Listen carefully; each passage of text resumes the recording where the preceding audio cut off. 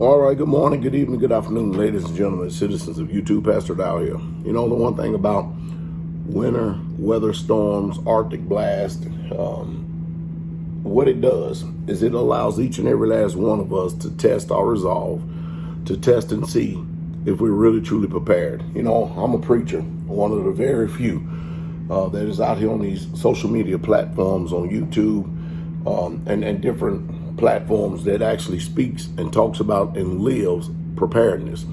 I'll give you an example. We know that all of Texas is pretty much paralyzed.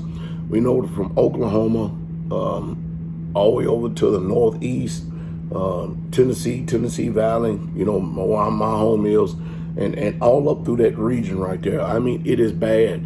130 car pileups, untold, insurmountable destruction of cars and trucks, and people stranded out on the highways. Electricity, this is one of the big things, electricity out all over the place, and people having to depend on the government to come and take them to warming centers. That's how they put it on the news yesterday. Now, I'm at my other community down here in Georgia, okay? And this one is just starting to be in an undisclosed location, but you've seen some videos of it.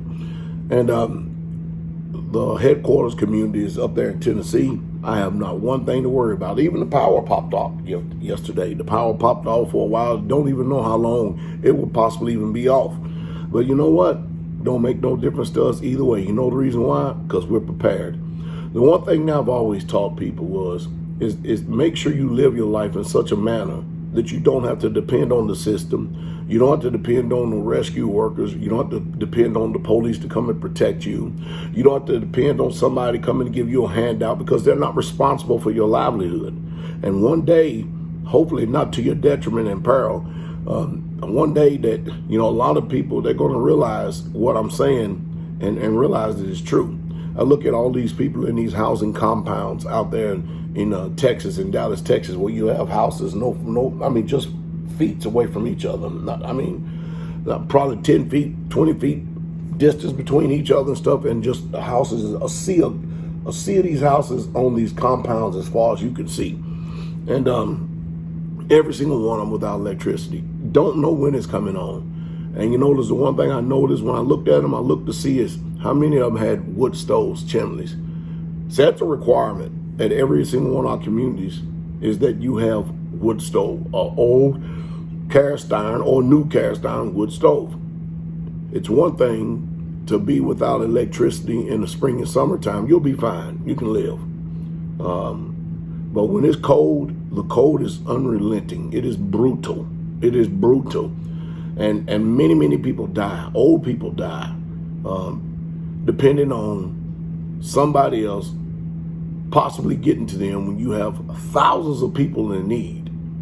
Learn how to position yourself so that you're not dependent. I keep saying, if I said it once, I said it 1,000 times, all you do is go back and continue to keep listening to my videos on my archive. I keep on spitting and saying the same thing over and over and over again. I hadn't even changed my cadence. But you know, the power popped out up there straightway, up there in Tennessee. I have nothing to worry about. Mother Carol got an analog phone. Most of you don't know what that is. Plugged up directly to the phone line. Say, hey, we're fine. Power's out, but we're fine. And we didn't even talk 5 seconds. That was good enough. And you know the reason being? Because all of them have plenty of wood around the house. Brothers that can be there to assist them and help them make sure that they have wood. Every single one of them have a wood stove. Home has already been heated by wood stove. I mean, we've been under 32 degrees up there, down in the teens for the last 4 days. And it looks like it's going to continue on. I'm trying to tell y'all and show y'all. And of course, my best preaching is in living, which most people seem to can't do. People have plenty of words, but they don't have the lifestyle to line up with their words. Now you got all these people depending on somebody to take them to warming centers, depending on somebody else's benevolent goodwill and welfare, when I've literally given you the blueprint.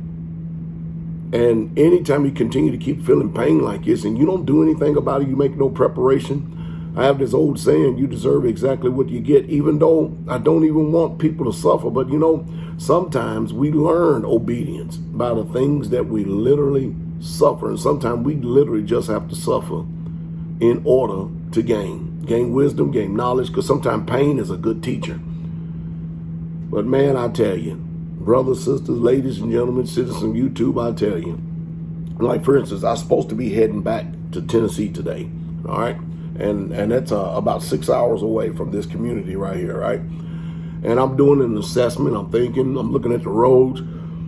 They're down in their teens. I'm looked at the local news up there, because now with the advent of the internet, you can actually go to the local news stations and get up-to-date snowbird reports and stuff, and it's just not feasible for me to travel. But isn't it wonderful for me to be able to be in a position to where if I pick and choose to go home at this particular time and I can't, and I can be safe while making a choice and decision, not risking going out there running into somebody or having somebody run into me, or not risking being stranded in the cold and stuff, not being able to make it up a hill or something like that. Even though I have a 4-wheel drive truck with great MT tires on it,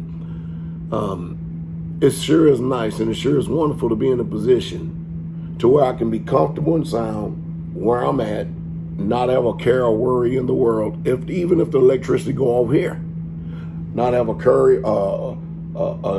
in the world if the electricity, and it did go off up there in Tennessee. But can you imagine how many people up there in that county that's hurting because you got old people that definitely need heat in order to live, and propane.